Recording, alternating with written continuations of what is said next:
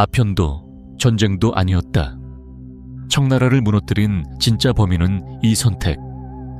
재판정의 문이 열리자 피고의 이름이 불렸다.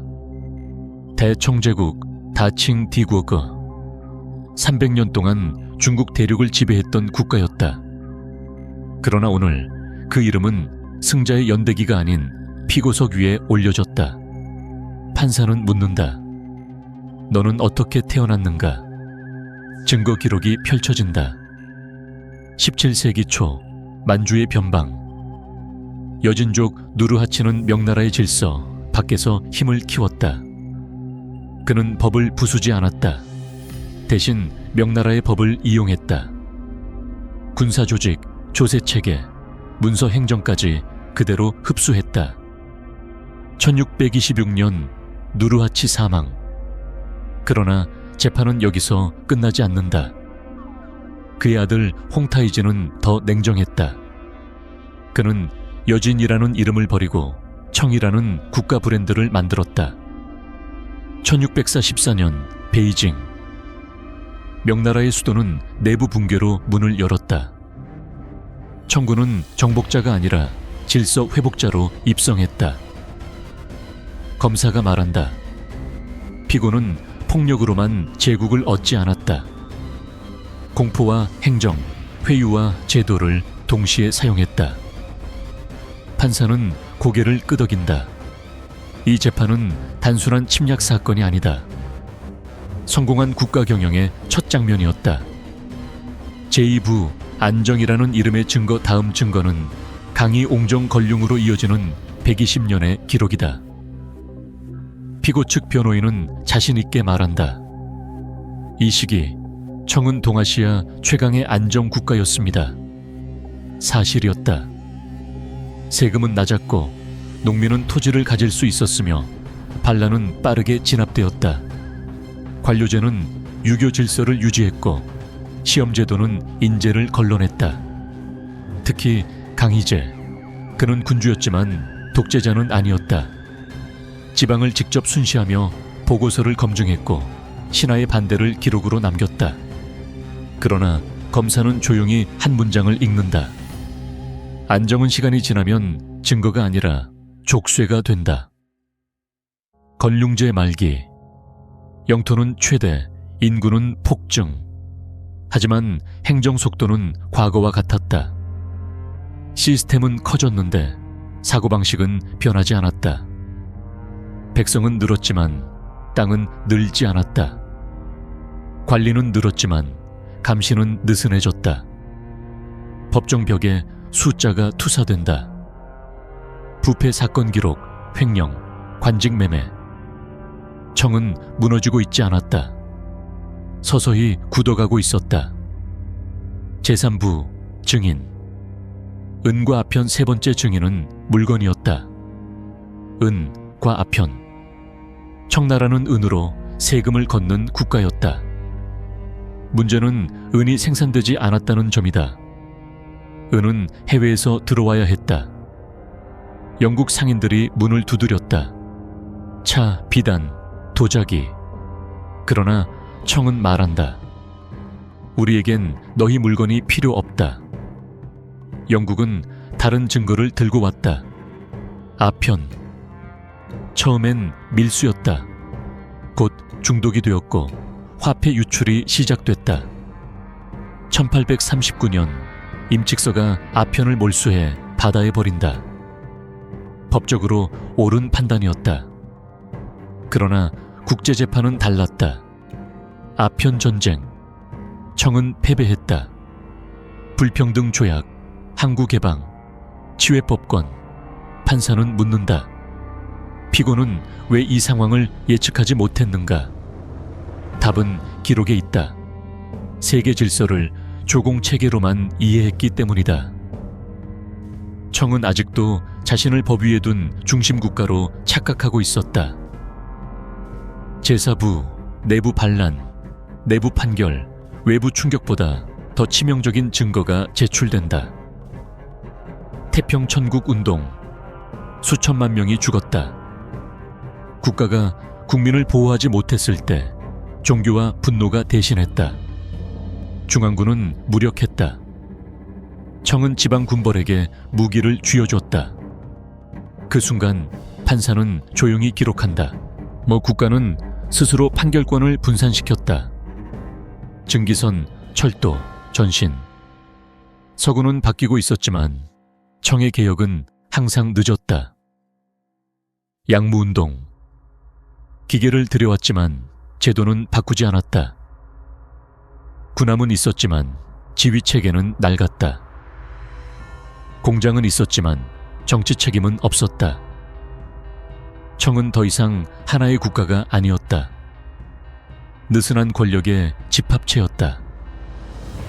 저부, 최종 판결, 1912년, 1911년 신해혁명. 총성은 크지 않았다. 1912년 마지막 황제 푸이 퇴위. 재판정은 조용했다. 판사가 최종 판결을 읽는다. 피고 대청제국은 침략으로 멸망하지 않았다. 단번에 패배하지도 않았다. 피고는 성공의 기억에 갇혀 변화의 필요를 부정했고 세계의 법이 바뀌는 동안 자신의 법만을 절대시했다. 사형 선고는 없었다. 역사에서의 자연사였다. 판결문 마지막 줄. 300년 제국의 멸망 원인은 무능이 아니라 늦은 인정이었다. 재판정의 불이 꺼진다. 그리고 이 이야기는 지금도 반복되고 있다. 재판정에 제출된 두 번째 증거는 피와 불이 아니었다. 숫자와 장부, 인구 기록, 세금 보고서였다. 검사는 말없이 문서를 펼쳤고 판사는 그것을 범죄 기록이 아니라 성적표처럼 바라보았다. 이 시기 대청제국은 분명히 잘 작동하고 있었다. 강희제에서 옹정제 그리고 걸륭제에 이르는 120년은 청나라 역사에서 가장 안정된 시간이었다. 국경은 비교적 조용했고 대규모 반란은 드물었으며 세금은 이전 왕조보다 낮게 유지되었다. 농민은 최소한 생존을 보장받았고 상업은 통제 속에서 성장했다. 국가는 백성을 완전히 만족시키지는 못했지만 분노가 폭발하지 않도록 관리할 줄 알았다. 청의 핵심은 관료제였다. 과거 시험은 여전히 유효했고 이 지방 출신도 중앙 권력으로 진입할 수 있었다. 이는 불만을 체제 바깥이 아니라 체제 안으로 흡수하는 장치였다. 어감만으로 유지되는 안정이 아니라 희망을 계산해 배분하는 안정이었다. 이 구조는 오랫동안 효과를 발휘했다. 강희제는 보고서를 직접 검토했고 반대 의견을 제거하지 않았다. 그는 제국이 무너지는 이유가 반란이 아니라 정보 왜곡이라는 사실을 알고 있었다. 그래서 청은 강했고 동시에 유연해 보였다. 명나라의 제도를 파괴하지 않고 흡수한 선택 역시 이 시기에는 정확한 판단이었다. 그러나 숫자는 정직했다. 걸륭제 후반으로 갈수록 인구는 폭발적으로 증가했다. 3배로 늘어난 인구에 비해 토지는 그대로였고 생산성의 상승은 그 속도를 따라가지 못했다. 겉으로 보기에 국가는 여전히 안정적이었지만 내부에서는 생활의 여유가 점점 사라지고 있었다. 문제는 이 변화가 위기가 아닌 일시적 압박으로 보고되었다는 점이다. 관료들은 문제를 축소했고 보고서는 항상 관리 가능한 수준으로 정리되었다. 황제가 받는 문서에는 위기의 언어가 없었다. 국가는 스스로를 점검할 기회를 점점 잃어갔다. 안정은 곧 착각이 되었다.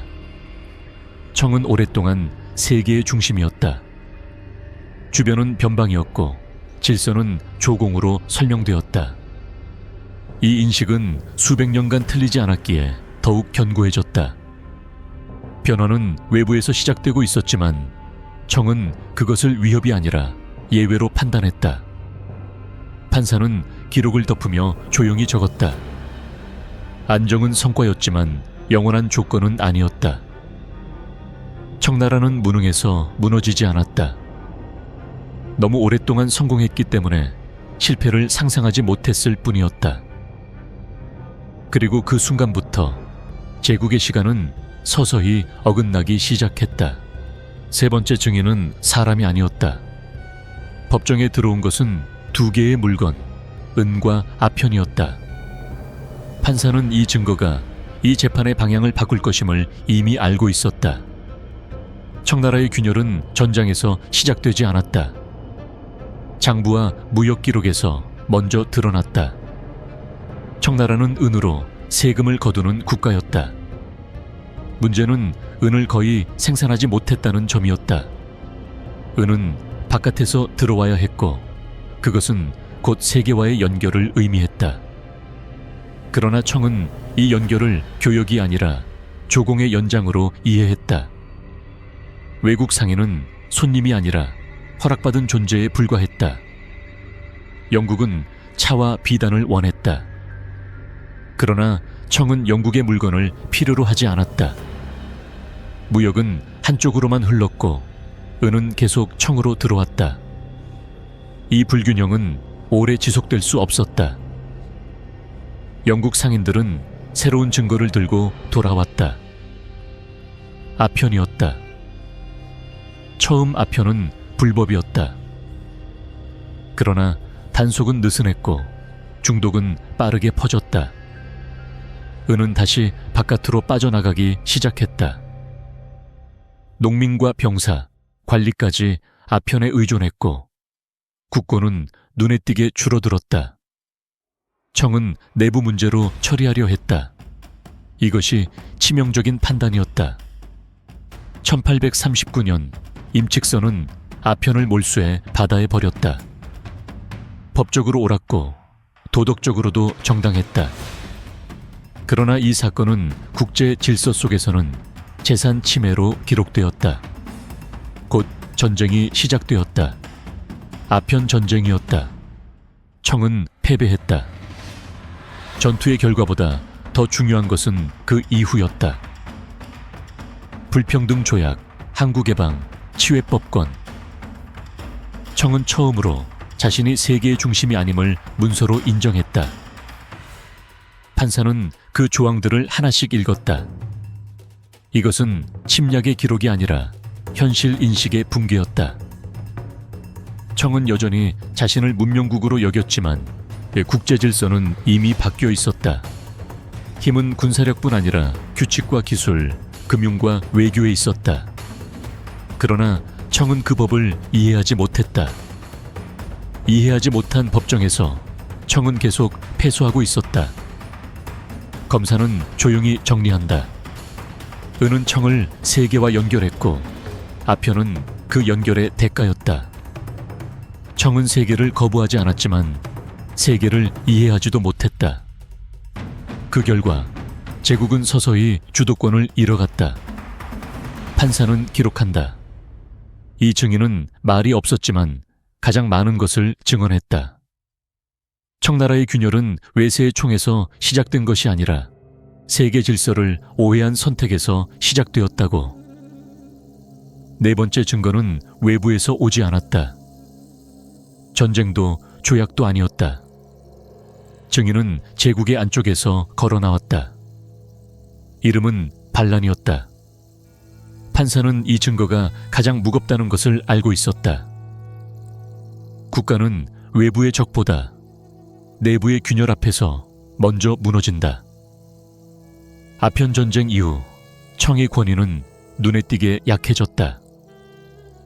패배 자체보다 더 치명적인 것은 패배를 설명하지 못했다는 점이었다. 백성은 더 많은 세금을 부담했고 관리는 여전히 부패했다. 그러나 국가는 그 불만을 수용할 언어를 갖고 있지 않았다. 질서는 유지되고 있었지만 신뢰는 사라지고 있었다. 그 틈에서 태평천국 운동이 시작되었다. 종교의 언어를 빌린 사회적 폭발이었다. 수천만 명이 전쟁과 기근으로 사라졌다. 이는 단순한 반란이 아니었다. 중앙정부가 백성을 보호하지 못할 때 다른 질서가 그 자리를 차지한 결과였다. 청은 즉시 대응하지 못했다. 중앙군은 약했고 재정은 이미 흔들리고 있었다. 결국 국가는 지방 유력자들에게 군사 권한을 넘겼다. 증거 기록에는 이 결정이 임시 조치로 남아있다. 그러나 판사는 그 문장을 오래 바라본다. 임시는 종종 되돌릴 수 없는 선택이 된다. 지방군은 반란을 진압했지만 동시에 새로운 힘이 되었다. 군대는 더 이상 황제만을 바라보지 않았다. 충성은 중앙이 아니라 지역과 인맥을 향했다. 청은 스스로 권력을 분산시켰고 그 사실을 명확히 인식하지 못했다. 이 시기 개혁의 시도는 있었다. 양무운동이라는 이름으로 공장과 무기가 도입되었다. 그러나 제도는 바뀌지 않았다. 기술은 빌렸지만 책임과 결정 구조는 그대로였다. 군함은 늘었지만 지휘 체계는 낡았다. 변화는 표면에 머물렀다. 판사는 증거를 정리하며 말한다. 국가는 아직 존재했지만 더 이상 하나의 의지로 움직이지 않았다. 명령은 내려갔으나 집행은 제각각이었다. 법은 있었지만 판결권은 흩어졌다. 제사부의 결론은 분명했다. 청나라는 외부에 의해 무너진 것이 아니다. 내부를 지키기 위해 내린 선택들이 결과적으로 국가를 분해하고 있었다. 재판정은 조용해졌다. 다음 단계는 더 이상 저항의 기록이 아니다. 이제 남은 것은 종결이다. 재판정에는 더 이상 소란이 없었다. 증거는 모두 제출되었고 반박은 의미를 잃었다. 판사는 마지막 기록을 넘기며 이 재판이 이미 결론에 도달했음을 알고 있었다. 대청제국의 몰락은 폭력적인 붕괴가 아니라 길고 조용한 퇴장이었다.